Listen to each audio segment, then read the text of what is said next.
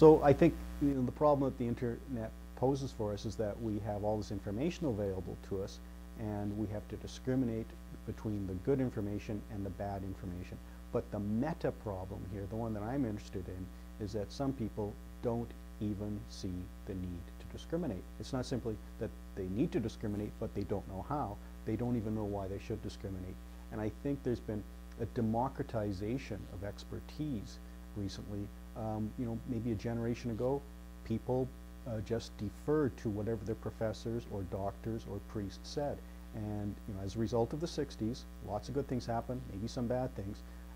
People now think, well, question authority. And so when a bumper sticker tells you to question authority, should you really trust the authority of a bumper sticker? And now people not only question authority, but they think that their view is as good as the authority's view. And authorities, experts, are not always right. But they're more likely to be right than non-experts. But now many people think that the theory of evolution is mistaken, even though they've never read Darwin. They think that their reading of the Bible is the correct one, even though they've never studied theology. They think that their view on such topics as vaccination are legitimate and as good as the CDC's, even though they've never taken a course in epidemiology. They think that their views on nutrition are valid and important, even though they've never taken a course in nutrition. And generally, I think university education tells people, maybe you're right, maybe you're wrong, but here's some of the tools you need to think about. And one of the things you're going to learn is that no matter what question you're going to dive into, it's more complicated than you thought it was. I think the nature of academia is such that people don't start their teaching careers until quite late, so typically till we're 30 or perhaps 40. And so and then we tend to remain teaching until we're 65. So every faculty represents the interests and concerns and outlooks of the last generation.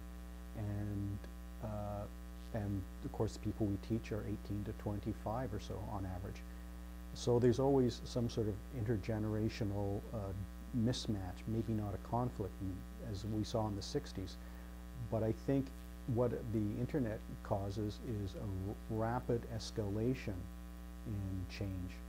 And we're teaching to the Facebook generation now, but maybe next year or next week we won't be teaching the Facebook generation, we'll be teaching to the Twitter generation. So that generational divide will increase even more. And I think now technology is still largely optional for faculty, whereas for students it's not an option, it's something they've been raised with. They don't remember a time when there were no computers. I think that the challenges technology poses for education are, one, supplying technology. In many cases, it's hard to supply a university or college with sufficient technology for everybody to do his or her job. It can also disqualify some students who are economically disadvantaged, so we have to address that. We also have to start thinking, this is a much deeper problem about how we teach technology in the classrooms, and not simply how we use it to teach, but also how we teach students how to deal with technology. Intuitively, 5-year-olds now can access the web and find anything they want. But how do they learn about that? We give a lot of effort to teach students how to read books and how to interpret books. And the only concession we make for the internet is to say, well, here's how to read articles available in a PDF form on the web. But that's just a replication of a book. So we need to really think about how students are interacting with the web, and we need to think more formally about how we teach that. And certainly this is where the concept of information literacy becomes primary, but unless students receive credit for those courses, they're not likely to take them. I think we have a vast abundance of information that is not only readily available to us, but easily available. And I guess 20 years ago we didn't have the internet, but you could go in and get pretty good information from a library. The problem was you had to know where to find it. It was hard to find. Now using the internet, you can get anything. The problem is there's a pretty high noise to signal ratio. There's lots of good information on the web, but there's a lot of bad information. And so you need skills, first of all, to to determine as closely as you can what's good information and what is bad information. The next step, and the more crucial one, is to understand what that information means. And I think, as human beings, I'm an evolutionist, so I think that, the human mind is as much an evolved organ as the stomach is, but it hasn't evolved to hit on the truth. It's evolved to survive. And the world we live in now is not the world for which it is adapted. And so in many cases, common sense is a pretty good tool, but there's many times when common sense will lead you astray. The world is not as it appears to be. And I tend to think that, disciplines like philosophy and the sciences are a cure for common sense. And that need is, I think, just as great now, or greater today than it was 20 or 30 years ago, because now, no matter what prejudice you have, you can find a seemingly authoritative web page that will confirm your prejudice. And I think in the past, at least, librarians acted as some sense curators. They made sure that only the worthwhile stuff got into the libraries. Now, information gets disseminated. Almost anybody can have a web page. I'm suspicious of saying there's been, a generational change between my generation and the way I attended school and this generation, because I think that, even if there is change over generations, there's still so much variation within a generation, it's unwise to make generalizations. But nonetheless, I think people of my generation tend to be of the view that knowledge is something you earn and possess. And so we like to have books filled with information and knowledge that we think is important to us. We like to compile all our own information, all our own knowledge, into binders of lesson plans. And we see that as a commodity, and it's something to be wheeled out, in the face of opposition or controversy. And I think this generation may have a view, or might be more inclined to the view that they're catch and release. In other words, they don't have to know stuff, because if they're sitting in the bar and there's a dispute, they can just Google the facts, and that's it. And then they can forget it quite just as readily, because Google will always have that information. I think the changes I've seen in students have not been of the sort that has been predicted by people who watch very closely the millennial generation, and they claim that they have no attention span and they have a sense of entitlement and they want everything in the here and now. I think that the sort of education I do is really about communicating person to person, and I don't think that education is still an imperfect art. I think there's lots known about the best ways to educate certain concepts to certain people. So I don't think it's a question, I don't think we're all equally gifted amateurs in this field. The way I use technology is to make the technology as invisible as possible. So if my students don't comment on my PowerPoints, then I know my PowerPoints are effective. In the same way that, when you use a piece of technology like an iPad, the iPad essentially disappears from view, and you're only aware after you go up the very short learning curve, you're only aware of the information that's presented to you. And that's the way I try to use technology.